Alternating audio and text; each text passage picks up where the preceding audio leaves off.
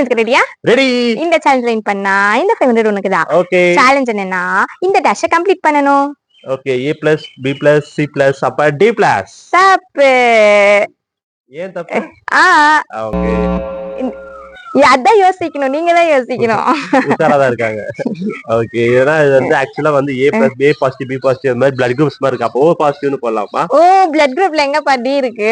அது rare blood குரூப்னு நினைச்சேன். தப்பு. ஓகே. சோ என்ன எனி நம்பர்ஸ் ஏதாவது வருமா? நம்பர்ஸ்லாம் இல்ல. நம்பர்ஸ் வராதா? ஆல்பபெட் தான். ஓகே. யோசிங்கப்பா, யோசிங்க.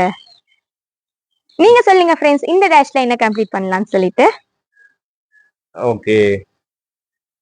நம்ம ஸ்கூல் படிக்கும் போதெல்லாம் யூஸ் பண்ண ஒரு விஷயம். அப்படியா? ஆமா. A+, B+, எனக்கு தெரியல फ्रेंड्स, தோத்துட்டேன். F. F ஆ? ஏன்? ஏன்னா வந்து A grade, B grade, C grade fail. ஓ, ஆனா வந்து நான் படிக்கும் போதுல O கிரேடு, F கிரேட்ல இருக்கு. ஆமா, இப்பலாம் மாறிடுச்சு. ஒவ்வொரு ஸ்கூல்ல ஒவ்வொன்னு யூஸ் பண்றாங்க. நீங்க சொல்லுங்க फ्रेंड्स, உங்க ஸ்கூல்ல உங்க காலேஜ்ல என்ன கிரேடிங் யூஸ் பண்றீங்கன்னு சொல்லுங்க.